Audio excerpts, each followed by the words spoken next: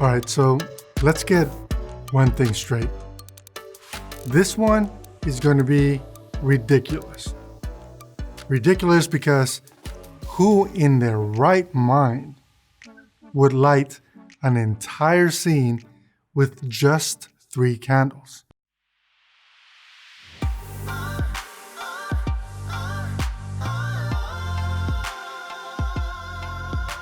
Do you remember the FujiFilm XT3's ultra low light video test that I did that I mentioned a while back? And I know it's been a while, but that's what we're going to be covering in today's video.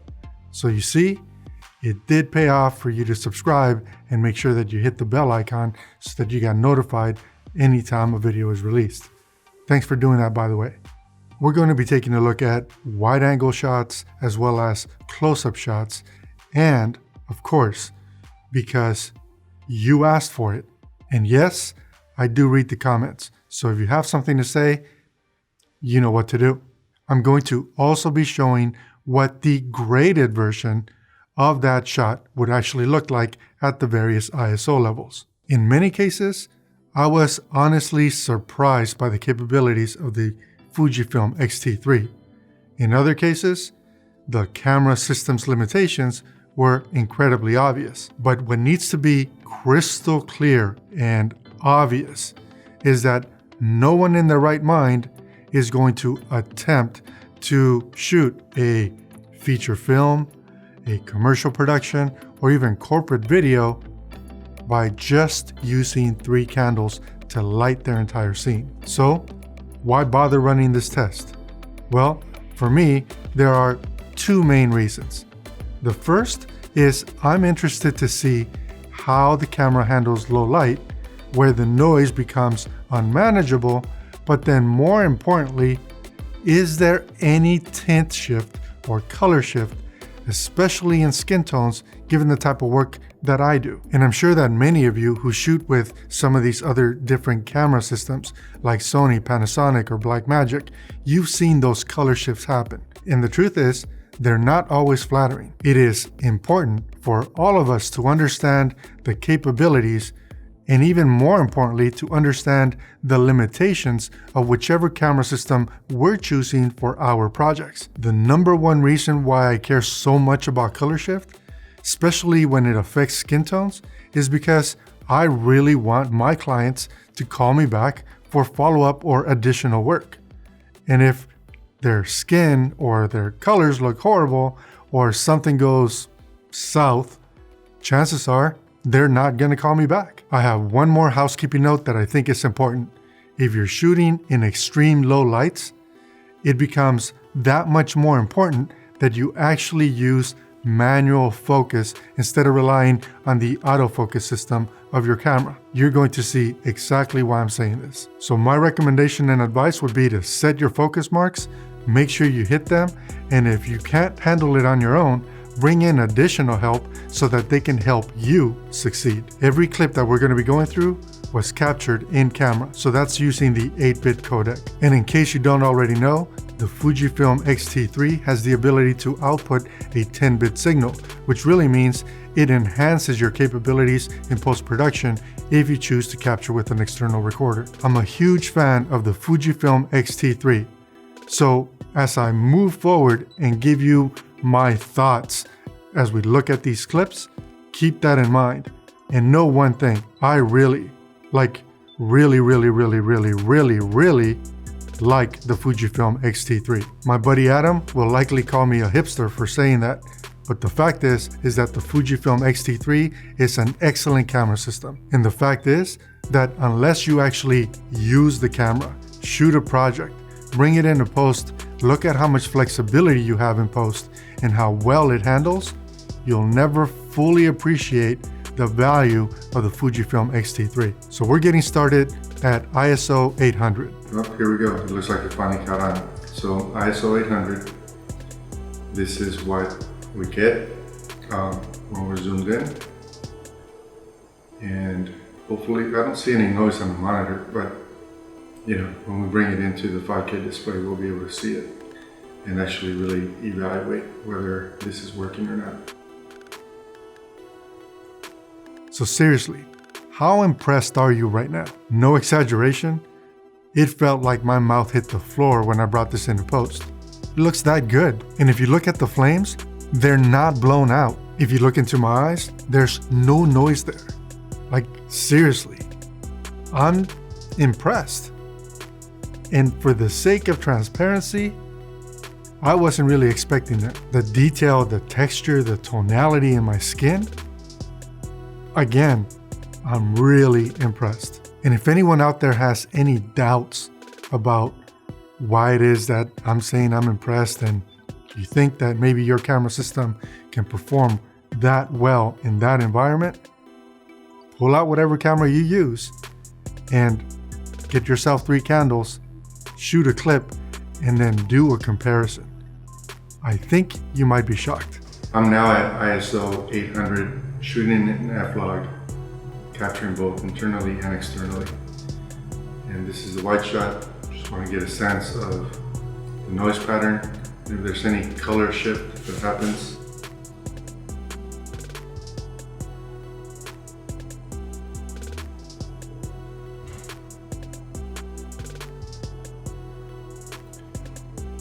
In the wide shot, the dark areas are virtually noise-free, but there's no doubt there is some noise in the image, particularly in the foreground, where the candlelight is spilling onto the backsplash. I did, of course, expect noise, because these are extreme situations. One other thing that I'm impressed with is how much detail there is in the background, given that the only light source in that entire room are those 3 candles. To me, the color feels a little bit warmer than it should.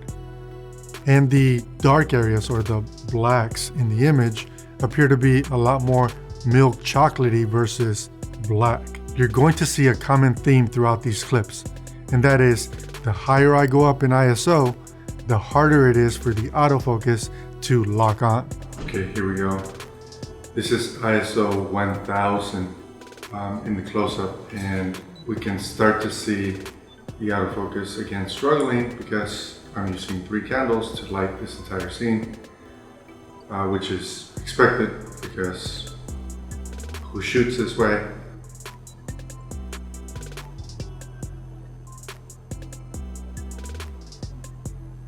But again, it'll give us a sense of how much noise we're going to get out of this and if there's any color shift. So in this clip, I don't see any color shift, which is a win for me because it means that's one less thing I need to manage in post-production. All right, so ISO 1250, and in 1250 we're beginning to see a little bit more detail in the background. I'm not sure if there is a color shift. I'm seeing a little bit of a color shift in the monitor, but I'll have to see what that looks like when I bring it into Resolve. But I mean, all in all, 1250 looks fairly clean, other than what appears to be some color shift. Once we hit ISO 1250, the noise becomes more noticeable. And there does appear to be a shift in color towards magenta. And in the graded version, the noise cleans up fairly well. The only part that is problematic is around the halo of the flames, where because I'm moving the candles around, I'm making it more difficult for noise reduction to do its job. All right, this is the wide shot at 1250 ISO, and you can start to see a lot more detail.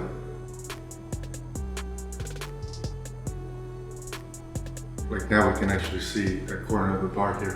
So,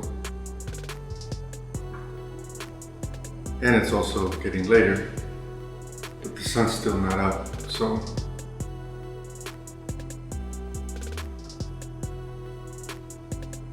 And of course, when we look at the wide shot, there's no doubt noise is present. And the funny thing, at least to me, is that while the noise is for sure there, it feels rather organic, which reminds me of film grain.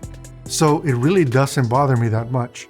And that extra texture or noise becomes even more pleasing once I apply the color grade. All in all, I would say that the only area of the image that really bothers me is that backsplash with the white tiles, and that could easily be fixed by blocking the shot. And that's what I should have done. This is now 1600 ISO, and it looked like the autofocus was hunting a little, but you know, I'm doing this on my own here in the house. So.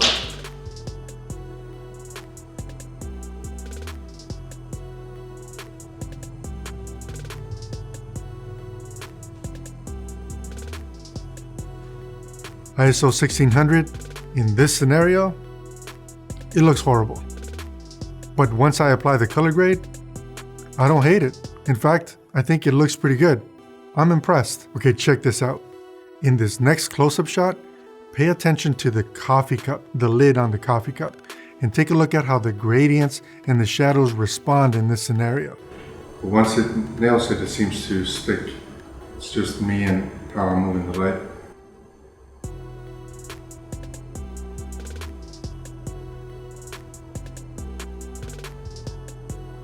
To my eye, that looked really good.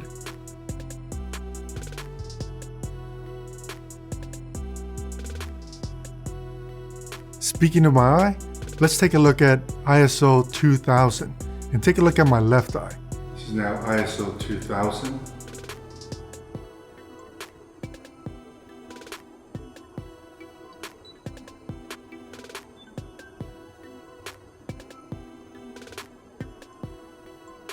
And you're going to want to switch to full screen and 4K if you're not already watching this in 4K. Look at how much detail is in that eye and how no noise is visibly present there. And seriously, I wish I would have done this test in manual focus. But the biggest takeaway here is that there is no noise at the point of interest. The only thing we do see is out of focus areas, and you know why. We're now at ISO 2000 with the wide shot.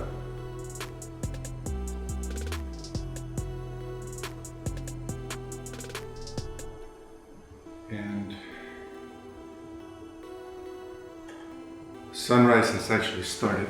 At ISO 2000, the entire image is beginning to fall apart. And some of that can be mitigated or hidden in the color grade. But the fact is that I wouldn't really want to have to deal with that in post. This is ISO 2500.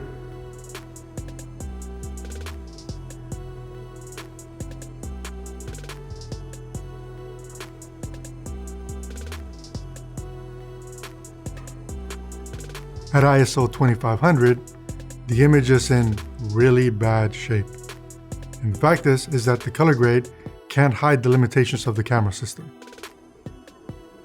This is ISO 3200. 3200.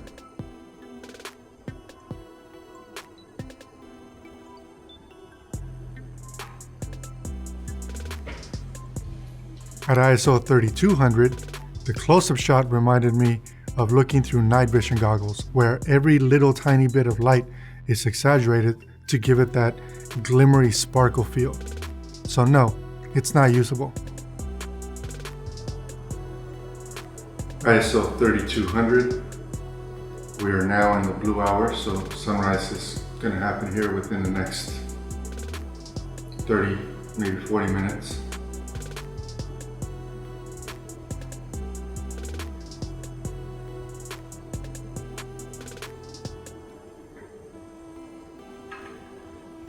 This is low light.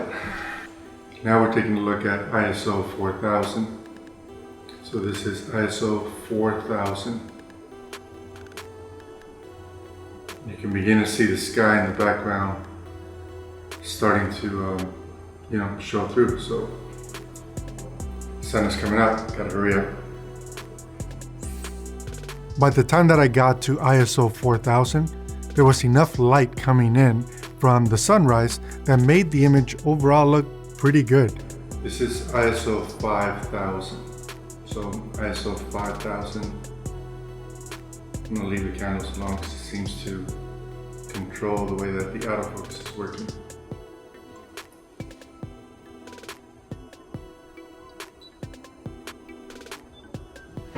At ISO 5000, the close-up shot looks pretty good, but the noise is for sure there, and it is noticeable around the collar and my chest area on the sweater, which really means it's taken away from the point of interest.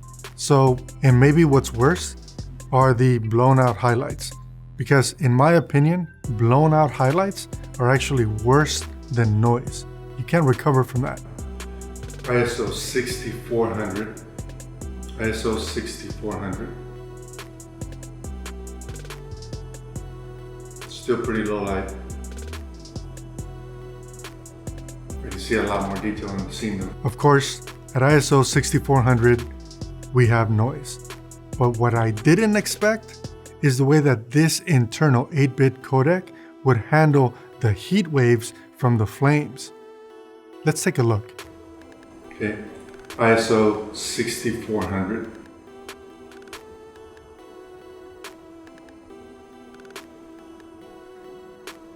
To me, that looks organic and not digital at all. And we see that again at ISO 8000, if you can get over looking at the blown out highlights.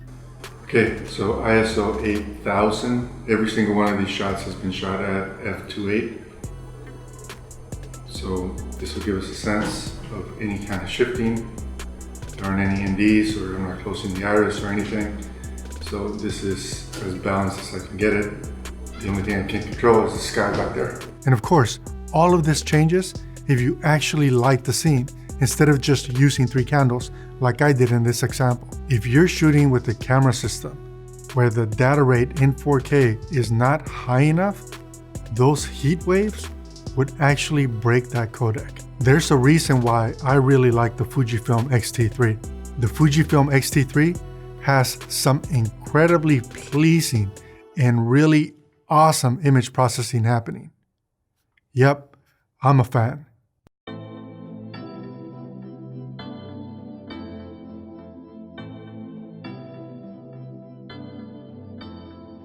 Hey, thanks a lot for sticking with me till the end. I just want to say thank you for every single one of you who has subscribed, who gets the notifications, who interacts with all of this content. You guys are the main reason why I do what I'm doing. So on that note, I'm going to read, actually, I remember, I'm not going to read a comment that stands out for me. An individual posted a comment in one of my videos talking about my simple lighting. Do you guys think my light setups are simple? I mean, I can take it, it's no big deal.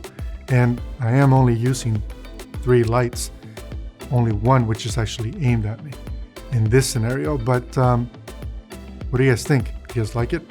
Do you care that there is color contrast captured right in camera, where the warmer side is facing the camera and the cooler side is behind me?